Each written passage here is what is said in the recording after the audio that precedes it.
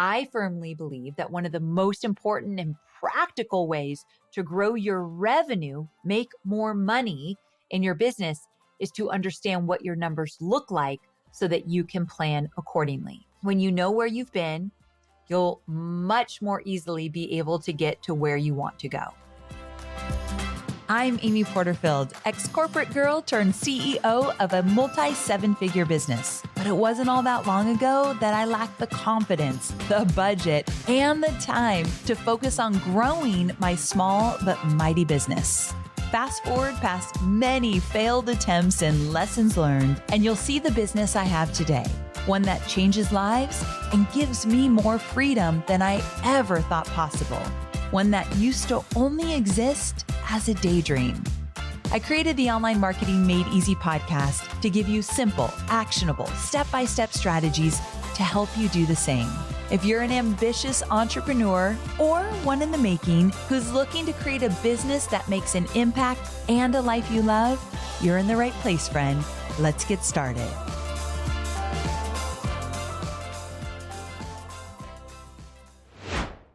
Well, hello, my friend. Welcome to another episode of Online Marketing Made Easy. If you're new here, welcome. If you're a seasoned listener, well, then welcome back. I'm so grateful for each and every single one of you. Okay, today's episode is so special because I'm doing a mini training. I mean, let's be honest, most of my solo episodes are mini trainings, but this one is really fun and very tactical, something that you can put into motion right away. We're talking about two things that I love. And I think all entrepreneurs should eventually fall in love with these two things. My goal with this episode is to help you do just that. So what are we talking about? One, planning out your promotional calendar, and two, planning out your revenue. Two staples of growing and scaling a business year over year. Now, I'm breaking this down step by step and giving you everything you need so you can literally walk away with a full-blown promo calendar and your revenue planned out related to all of your promotions so that you can start to think about, okay, what's possible for the year? What's coming down the pipeline? What kind of money can I make in 12 months? Now, I know it's May right now, so I'm recording this in April. It's going to go live in May. And you might be thinking, I'm not just going to plan out my calendar in the middle of the year. Why not? If you do not have a plan from now until the end of the year of every single promotion you're going to do, and if you do not have a plan on how you're going to hit your revenue goal, promotion by promotion, then let's do this. Go ahead and do it in a way that you just let it be easy. You're going to do it now until the end of the year. So you don't even have to do 12 months. But then let me tell you, the new year is going to sneak up on us so fast. So what I want to encourage you to do is take what you learned today. And if you don't yet have a promotional calendar and a revenue plan tied to a promotional calendar, do it from now to the end of the year, whenever you're listening to this. Even if you listen to it in the fall, still do it if you don't have it. But then in October or November of this year, I want you to plan out the following full 12 months. So right now we're in 2024. I don't care if you hear this in 2027, it still applies. But right now we're in 2024. So in October of 2024, I want you to take this lesson, re-listen to it, like put it in your calendar on October 1 to re-listen to this episode one more time. And then I want you planning out your promotional calendar and your revenue planning for the following year, 2025. So that means you go into your calendar right now, link this episode to, let's say, October 1, and then choose 2 full days in October to plan out your promotional calendar and tie it to your revenue goals. Do that in October or November so that when you wake up on January 1, 2025, you've got the year planned out. And don't worry, there's some wiggle room because life changes, business changes, things happen, but at least you have a plan. So many times people ask me, how do you get so much done? How do you hit those big revenue goals? Because I plan for them. I'm strategic way in advance. And so if you came to me now and said, Amy, what are you doing in the business on December 15th? I could tell you. I'd look at my promo calendar. I could tell you exactly what we're doing. And maybe it's, oh, we're in the white space. We're not promoting anything, which is good. That's part of promotional planning. But I could tell you it is all planned out. And that's part of the secret to my success. So today, I'm giving that to you. So heads up that this is a tactical episode. So you're going to need to put pen to paper or get out a Google Doc, even better. And if you can't do it this moment, then again, you're just going to revisit this episode when you're ready to put this into effect. And one last thing before we dive in, when you get to the part about creating a revenue plan, I'm giving you the exact template that my team uses so that you can use it in your planning process. So stay with me. I've got a freebie in this episode. It's my exact template I use to plan for my revenue for an entire year. So are you ready? Did I pique your interest? Are you excited? Let's go. I'm excited to be sharing the exact steps I use in my business to plan all of the promotions and special projects that my team and I work on each year. Now, when doing this planning, aim to focus on January through December, but you know the one caveat, you can start now for the end of the year, but the goal is that the next time you do it, it's a whole 12-month plan. Now, I know it may feel like that's a big job to tackle, but when you look at the big picture, it allows you to make some incredibly important and lucrative decisions. And when you plan ahead, you're not rushing it. They're not based on a lot of emotion or like we're behind in our goals, so we need to add a bunch of promotions. No, it's nothing like that desperate energy that we have all felt. I just realized in this moment, doing a promotional calendar and tying revenue to it takes away some of that desperate energy. I've talked about it on the podcast before. We don't want to live in desperate energy, but we all have kind of danced in it from time to time. So if you're looking to get away from that, use the strategies I'm teaching you in this episode. And please know that whether you're a solopreneur or you've got a team, big or small, this promo calendar planning process will look the same. This is what I did when it was just Chloe and I years ago in a little hotel. We would go for like a little staycation and plan it out for 2 days. And we didn't even have full-time employees. She was the only one. And we had a bunch of contractors. And then now I've got a team of 20 full-time employees and we still do the exact same kind of planning. All right. So let's get into it step by step. And by the way, I highly recommend you either get a pen or paper out if you can, or and some highlighters. You know, I love office supplies, right? And if you happen to be multitasking through this, just listen through the steps and then revisit it when you're actually ready to apply it and take notes, because it is worth actually writing this down so you know exactly what to do. All right, so here we go. Step 1, look back to ensure big moves forward. So no matter if you crushed all your goals last year, barely made it through the previous year, or landed somewhere in between, there are lessons in all of it, right? So let's take a step back before we move forward. When you're planning your promotional calendar, I want you to take just a beat and I want you to take some quality time and reflect on the following questions. First, what was your favorite business experience from the previous year? Was it a live training you delivered, creating weekly content for your audience? Did you get on stage somewhere? Did you sell from stage? Did you love that? Was it creating your first official digital course and launching it? Or did you put together a budget and you were really proud of that? And also when you're thinking about like, what was your favorite business experience? Another question I want you to ask is, in the last 12 months, what felt easy to you? Also, what felt hard? What did you love creating or working on or putting out into the world? And what do you never want to do again? Those are all the questions. It's a 30-minute journaling session. Just sit down, journal it out. These are really important questions. That's step 1. We're looking back. Step 2, we're going to brainstorm new opportunities and big ideas. So we're done looking back. We don't live there anymore, so we're not going to spend too much time there. So step 2, we're going to brainstorm new opportunities and big ideas. And I love this exercise. So I hope you actually have fun with it. So the question is, if I could wave a magic wand right now and poof, no matter what you decide to do in your business this year, you couldn't fail. What projects and promotions and experiences would you say yes to this year? because this list is important. We want to first think about, what do you really want to do? If we're going to do a 12-month calendar in the next 12 months, what do you really want to do? If you couldn't fail, meaning we're taking fear and rejection and imposter syndrome out of the equation, what projects and promotions and experiences would you say yes to? Now, here in this step, you're going to imagine what's possible. This is the fun stuff. Actually, let yourself enjoy it. You're going to dream big. You're going to think about what a breakthrough year would look like to you. I want you to brainstorm all of it. No wrong answers and no judgment. Okay, then step 3 is to get intentional to design your year. Based on what you've written down so far, next, you're going to focus on identifying your money-making opportunities and ask yourself these important questions. There's 4 questions here. Question number 1, which money-making projects light you up?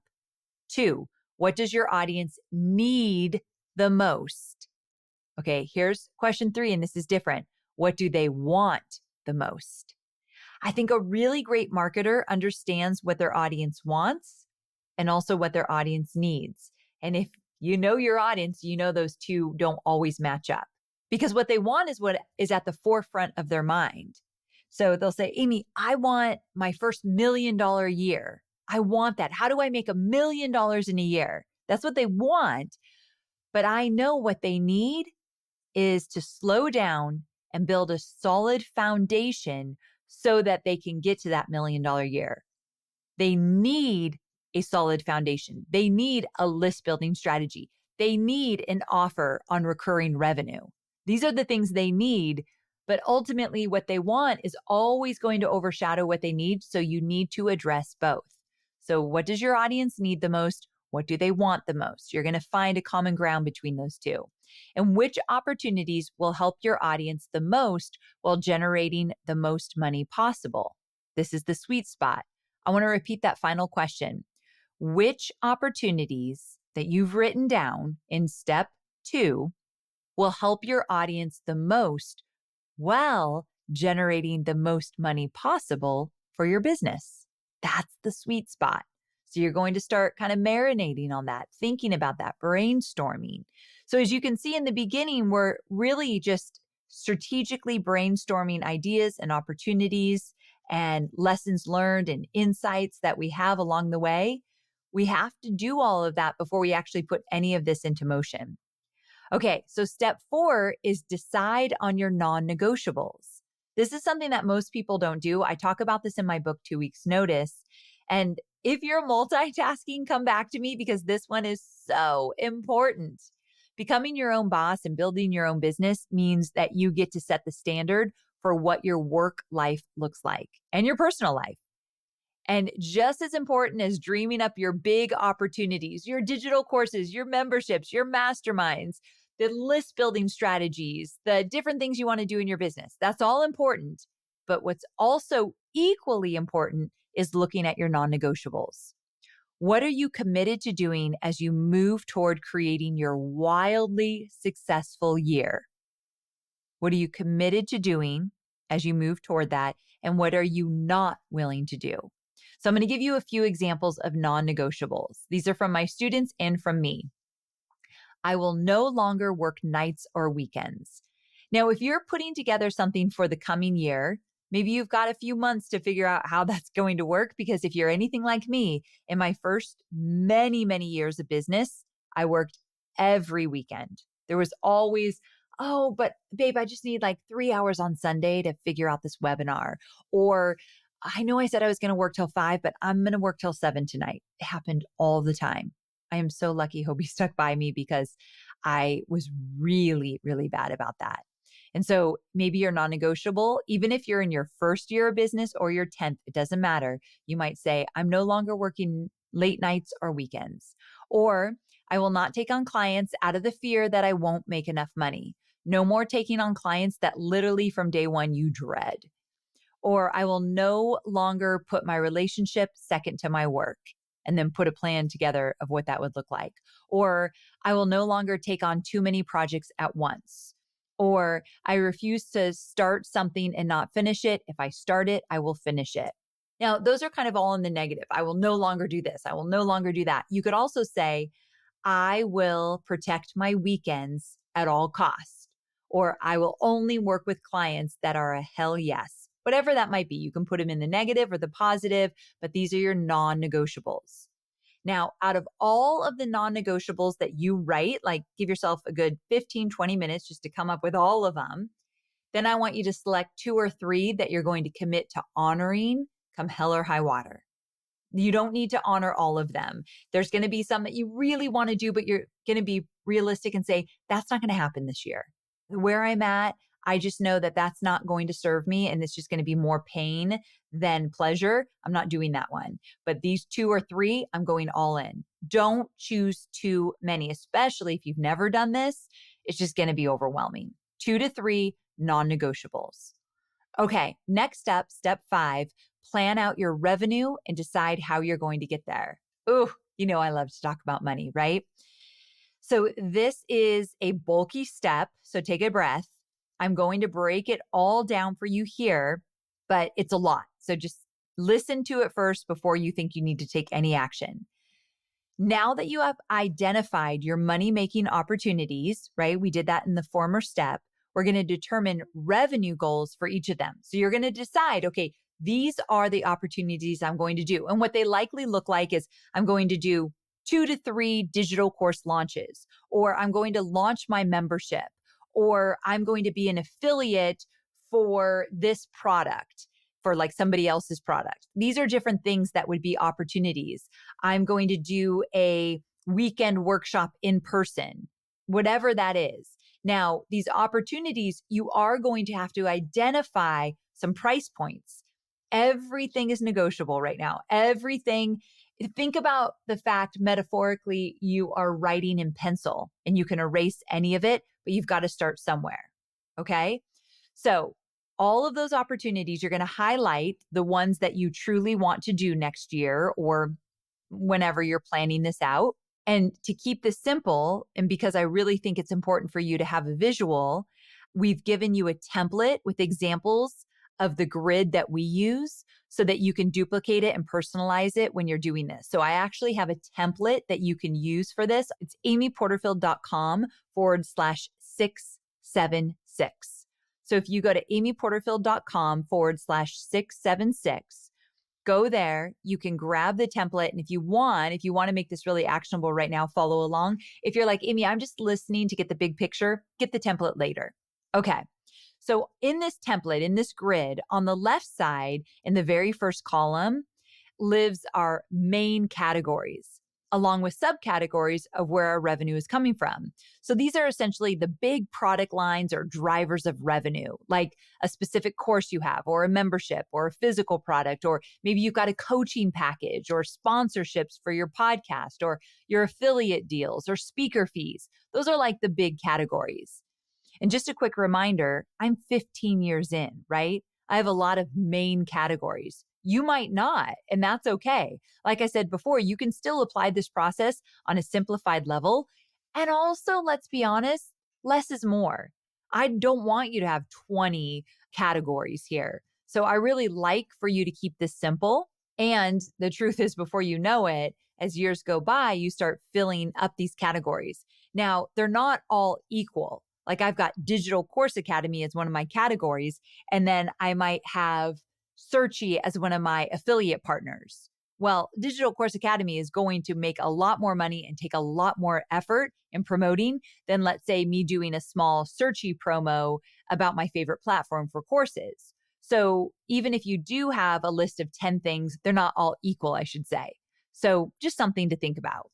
Okay, so I'm going to give you a few examples of what falls into the subcategories. So if you have digital courses, under the course category, you would list each course separately. So for my business, if courses were a category, the subcategory would be List Builder Society, Digital Course Academy, Systems That Scale. Those are my 3 courses. I don't actively promote Systems That Scale. I really only actively promote 2 courses, but it's there if you want to get it. So I list the 3 courses, those become subcategories.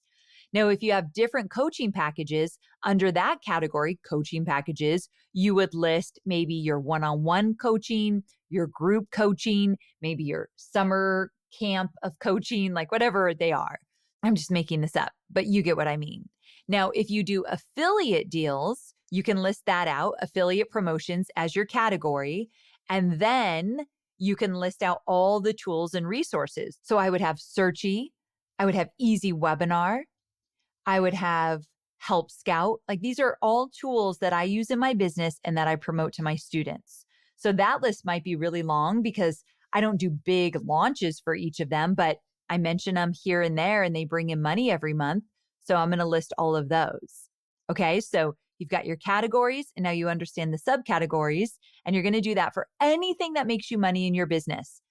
And if for some reason that list looks wildly huge, maybe take a beat and say, can I trim this down? Because if you're struggling to make good revenue, you're likely doing too much. That's usually the cause of why you're not making the kind of revenue you want. You're spread too thin. You're doing too much. Nothing is getting your full attention to really go all in with. So this is a really good exercise to be like, am I doing too much here? But after you do that, after you put in all of these different opportunities, then all the way at the bottom of this template I'm going to give you, you're going to add a spot for total gross revenue. This is where you add all the revenue together from each of the various projects or money-making opportunities. Now, going across the page, the top row is where we have different scenarios for generating that revenue. So starting with the base, this is what we know we can make from each of these categories based on historical revenue. And if you're just starting out, you're going to make an educated guess. So just do your best. Then one row over, we have growth. As entrepreneurs, we're always looking to grow our business, right? So this is based on the scenario of what if we grew our revenue by 5% from the previous year from our base? Like, what would that look like? So we're just kind of projecting. And then the next row is our stretch scenario. And you can probably guess what that is. But basically, it's like if we really stretched ourselves and blew our own minds, like if we went way beyond what we thought we could do, what would that revenue scenario look like? So we base this off of a 10% increase from our base, which is a lot. 10% is a big growth year after year in a business. So it's a stretch goal. It's like that hairy, scary goal. And I should say that we document the growth in the stretch goal as how much more that would bring in over our base. So for example, if our base goal is $1,000, the number under our growth goal would be $50. And under our stretch goal, it would be an additional 50, because obviously if you add up the 50 and 50, you've got 100. Now, I've talked about this before, but I firmly believe that it's so valuable to give yourself these growth and stretch goals. I think when we put the number out in the universe, the more likely it is to happen. But more importantly, you are acting in a way to make it happen. Whether you hit it or not, you are rising to the occasion, which makes you a better entrepreneur and makes you a stronger business.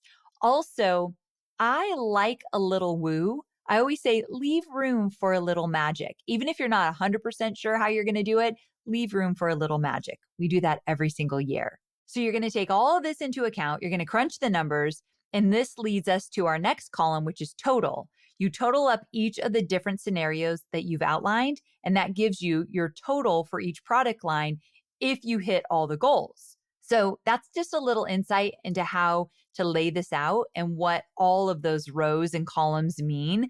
Just make sure to grab the template when you're ready. That might have been a little confusing. It makes sense once you have it. It's easier than it sounds, I promise. It's really hard to explain in a podcast when you're not looking at it.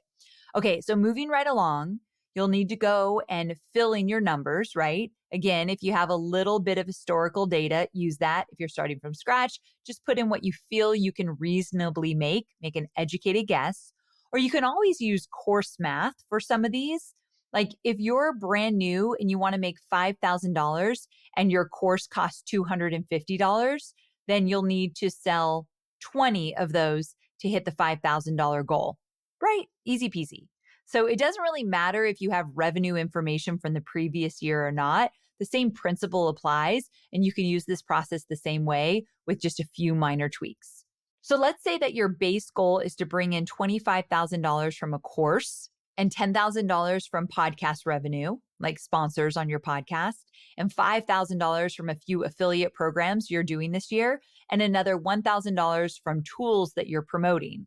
And hear me out. Depending on where you are in your business, your goals could be much more or much less than this. But for example's sake, we're just going to stick to those numbers. So now that you've got all those numbers, you're going to plug them into your grid and you're going to tally everything up. The grid will help you do so. And once you do your tally, then it's time to play.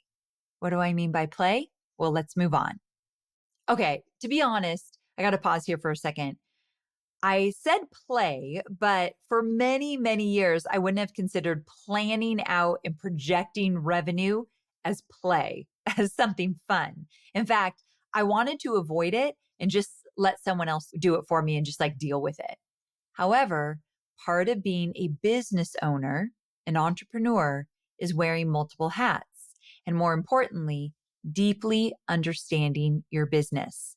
I'm not going to get on my soapbox right now, but I kind of am for just a moment. A lot of times people will come to me and they'll say, Amy, I just want somebody to do it for me. Can someone just create my whole course for me? Can somebody write all my podcast scripts for me? Can somebody just figure out all the marketing for me? And yes, you can get support and you deserve support and you do not have to do this alone. And I always say there's no badge of honor in building a business all by yourself because you could scale and grow it so much faster with a small team. But you have to understand the most important pieces of the business. You can't cover your eyes or cover your ears and hope someone else can figure it out. Truly understanding your business at a level of revenue and profit and just overall, what does the year look like? It's essential. When I personally took the time to truly learn and understand the money coming in and going out of my business, it gave me a whole new level of confidence. And believe it or not, it's becoming something that I actually have fun with. I know. And I will say, I need you to hear this. I am not super strong in the numbers. Math feels like a totally different language to me. If you look on my report card, I always got really good grades in school, except in math. I really struggled with math. So I have this story in my head, like I'm not good with numbers. I have stopped saying that. That does not serve me. I am a business owner. I need to get good with numbers, at least the numbers in my own business.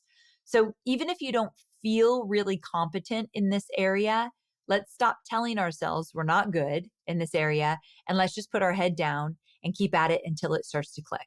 That's my goal for you. And that's exactly what I did.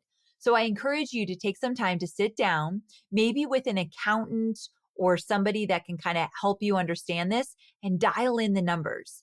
I firmly believe that one of the most important and practical ways to grow your revenue in your business is to understand what your numbers look like so that you can plan accordingly. I think I need to repeat that one more time. It's so important you hear this. I firmly believe that one of the most important and practical ways to grow your revenue, make more money in your business is to understand what your numbers look like so that you can plan accordingly. When you know where you've been, you'll much more easily be able to get to where you want to go. Okay, so back to it. You've got your numbers. Now, in my business, we create a draft revenue plan. And once we kind of crunch all those numbers in the template, we create a draft revenue plan. Since we have all these numbers to look at, we start to ask ourselves questions like, where are we putting our focus this year? Do we feel like we can really grow this specific course or sponsorship to where we want it to go? Like, let me give you some real examples from my business. So when we were projecting our 2024 revenue goal, we knew that we had grown DCA revenue from 2022 to 2023 by more than 30%. So 2022 to 2023, one digital course grew by 30%. Mind-blowing, right? That's not very normal. That's not what I do every year. I had a book that came out. I think that really supported it. And we got more strategic in our launches. Well, we looked at each other and said, maybe we don't focus on growth in DCA in 2024 and we keep it at the base number. Remember, the base number in this case is what we did the previous year. And since we'd done it before, we were confident we could replicate it again in the coming year. Well, kind of confident. Like because we grew by 30%, there was a part of me that's like, woo, I don't have a book coming out this year. I'm not on 170 podcasts promoting the business because of the book.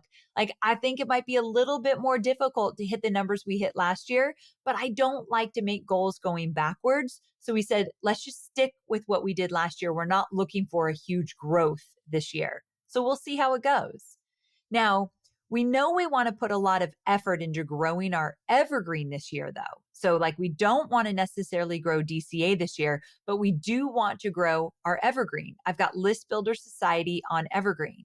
So we actually hired someone who is solely focused on evergreen in my business. His name is Chachi, and Chachi is 100% dedicated on one digital course in evergreen.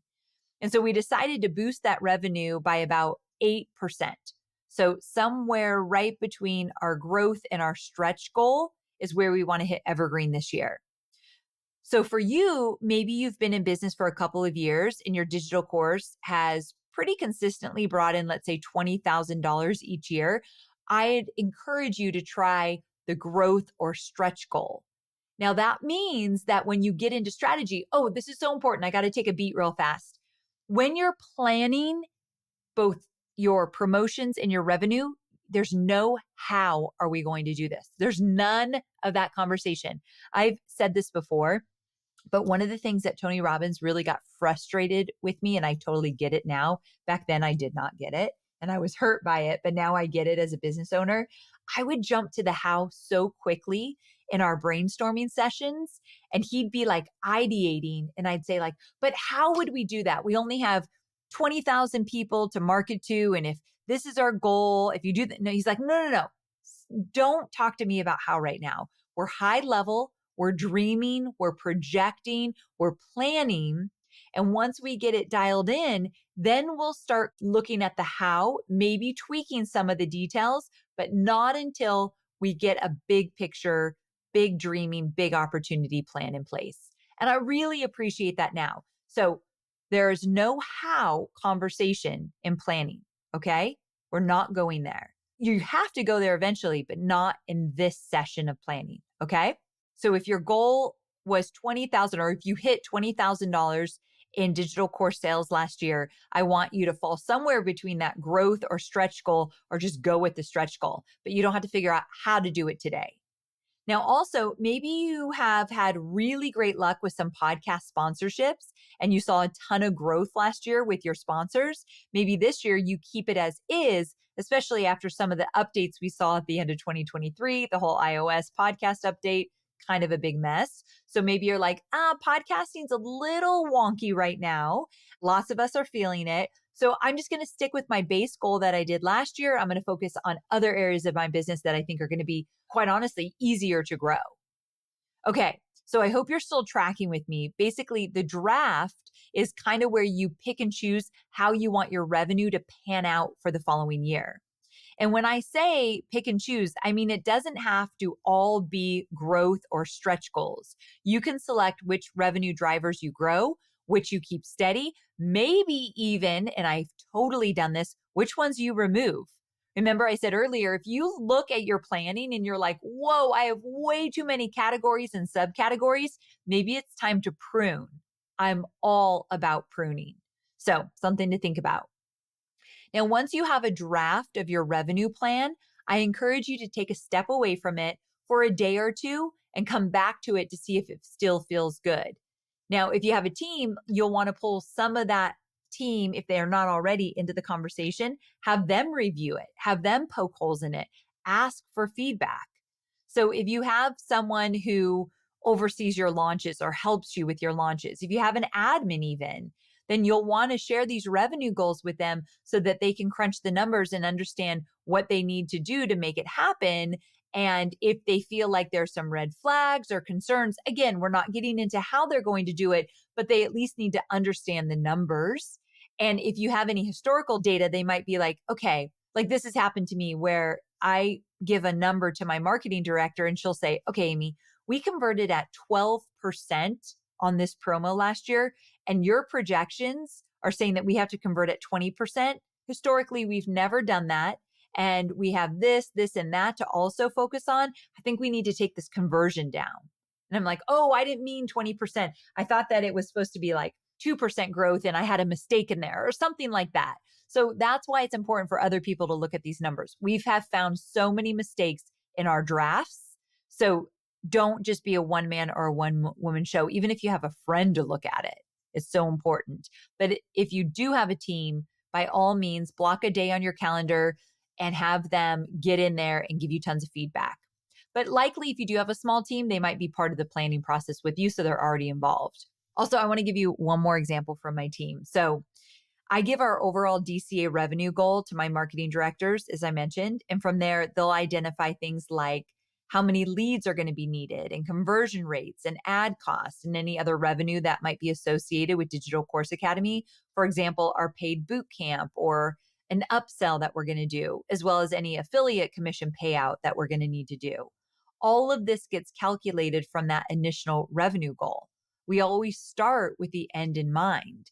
And so it's so important for the team to have a revenue goal, and then they can identify, okay, what's going to be needed, whether it be manpower or expenses to hit that goal. And then they also, like I mentioned, do the conversion rates to make sure that they make sense. This is something I had never done for years and years in my business, but I wish I would have done it year one.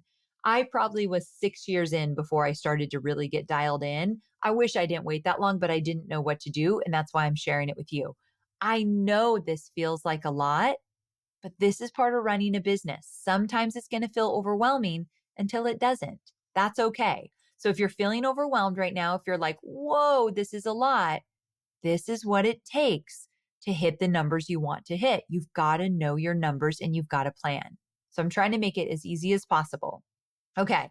So the reason you still have a draft for your revenue planning is because after you go through each avenue of revenue and then break them down how you're going to get there, you might start to realize, oh man, this isn't realistic. I've so been there. Maybe you drafted with your stretch goal, but once you break it down into how many students you'd have to convert, that's what I mean by like how you're going to get there. I don't mean all the marketing strategies. I just mean crunching the numbers, how many students you'd have to convert. Maybe it feels like a little too much of a stretch. Or maybe you start plugging all of the required promos into your calendar. This is where I've really been. And you realize, whoa, if you stuck with this, you'd be doing promo after promo after promo, never taking a break. And your team is literally going to lose their minds and your audience is going to be like, please stop. That's what happened to us a couple of years ago. We looked at the promo calendar and we're like, there's nothing exciting about this. My stomach hurts when I look at all these promos. So we pruned. So this is really where the numbers come to life and start to reveal any issues. And if this happens, just go back. We're brainstorming, play with new numbers, change some promos, take some things out, move some things. Remember when I mentioned that you'll want to do this in the fall if you're going to plan a full 12 months? This is why, because it really takes time to find that sweet spot for what you'd like your revenue to look like. So if you start in October, you can give yourself till November to really dial this all in and make sure that it feels good to you and your team.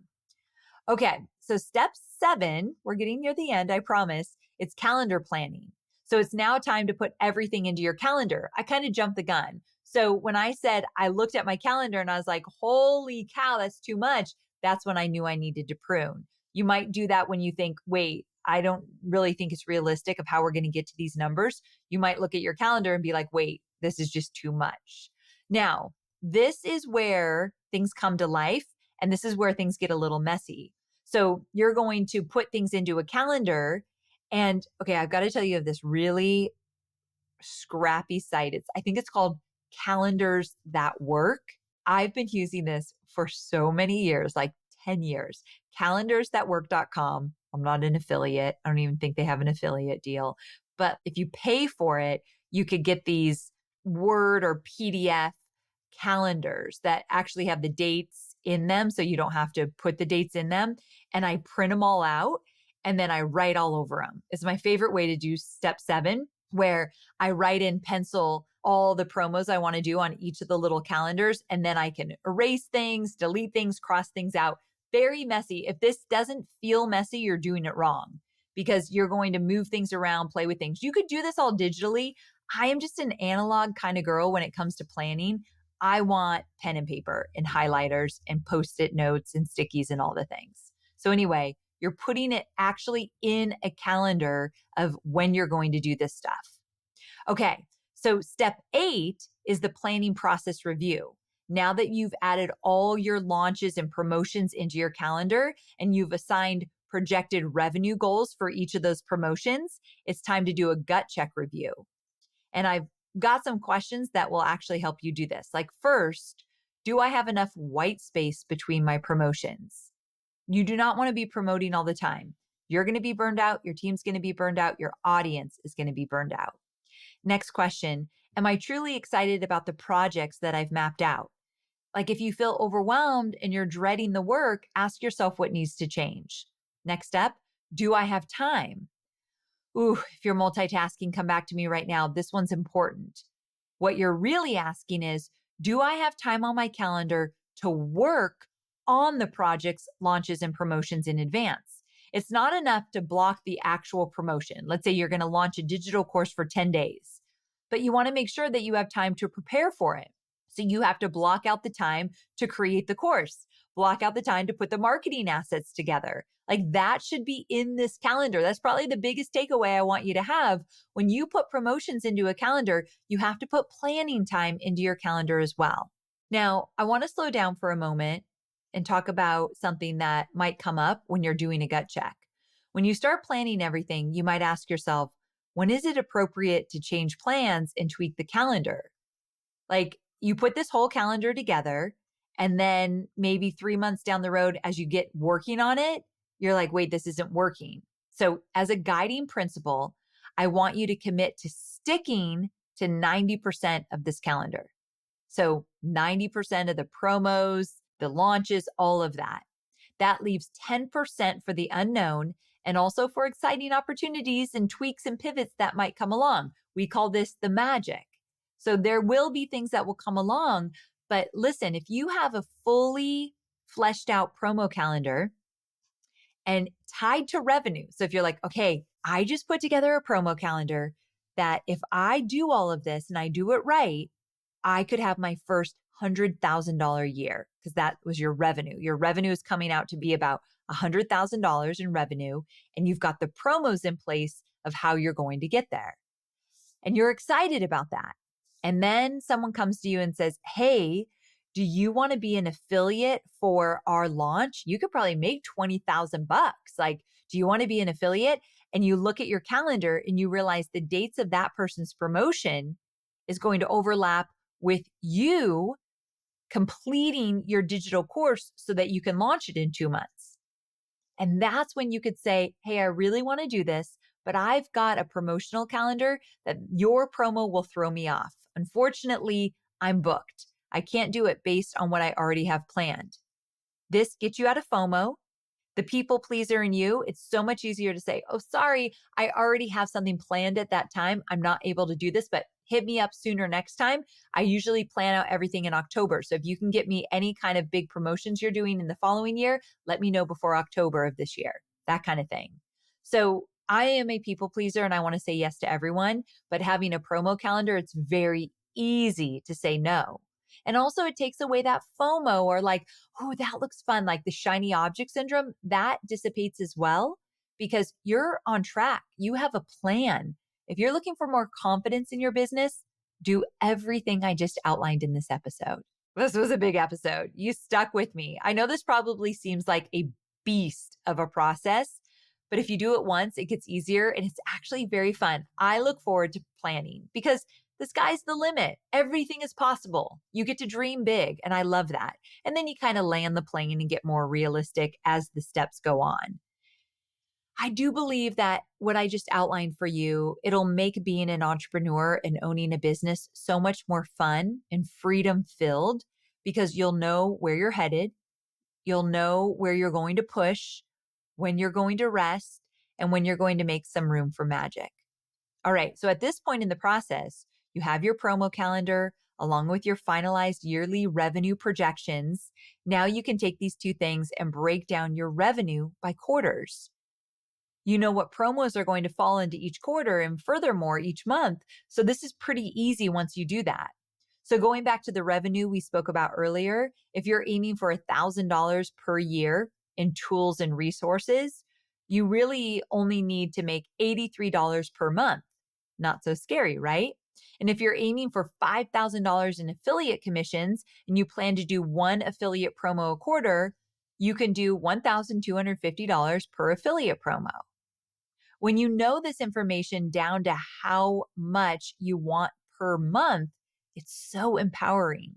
And on top of that, you know if you're falling short somewhere. For example, say you hit quarter one on the head, like you hit your numbers and you end up achieving all of your revenue goals that quarter. Great. But maybe quarter two rolls around and you fall short by a couple $100. Well, you know that you need to make up that money in quarter three. And that's at least what I'd aim for. To be sure you're on track with your revenue goal, you want to make up what you lost in the quarter. Now, that doesn't mean you have to change your whole promo calendar because you're behind. It might mean that you might want to do a little extra, go a little bigger with something you've already planned to kind of make up. I'll give you an example. So in quarter one, we did a subscribed boot camp. And we actually just hit 90% to goal, which I'm totally happy with because we went with our base number from the year before since we don't have a book this year. And it was a big, big number. And we hit 90% of it, which we're like, okay, 90%, that's pretty good. We don't even have a book and we almost hit the same number as last year. We're good.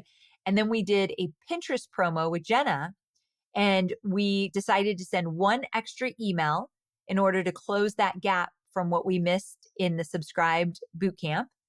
And we ended up doing even more. So we actually closed the gap and then some. So we didn't plan another promo because we missed the mark. We just went a little bit bigger with something we already had planned. That's what a promo calendar and revenue tracking allows you to do.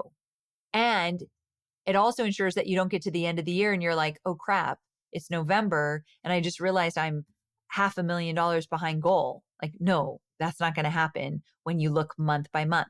But remember, you've got to open your eyes and ears and don't be scared of the numbers. You've got to know where you're at all times. And to me, that is a monthly tracking, whether you use an accountant or do it yourself. I think using an accountant, I did from day one of my business for them to give you a P&L where you're at. I think that's really important.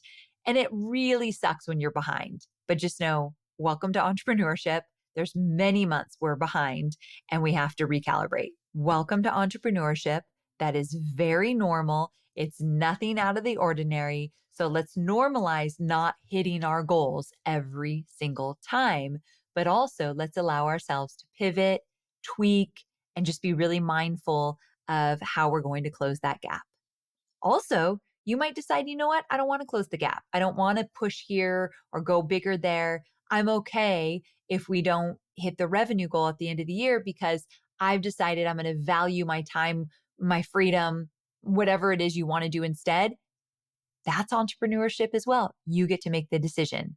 Although I know I'm talking to a lot of type A people that you're like, hell no, I'm hitting that revenue goal. Let's go. And I'm going to celebrate that all year long as well. Whatever floats your boat, my friend, I'm here to support. All right, my friend, I hope that you enjoyed this mini training. I really enjoyed creating it for you. And I hope this episode and this content serves you well. I'm excited for you to start implementing a promo calendar and revenue planning right now. If you haven't done it yet, just start now, no matter how many months are left in the year that we are in. Right now it's 2024, but I know people listen to these episodes years out. But wherever you're at, if you don't have one now until the end of the year, create one.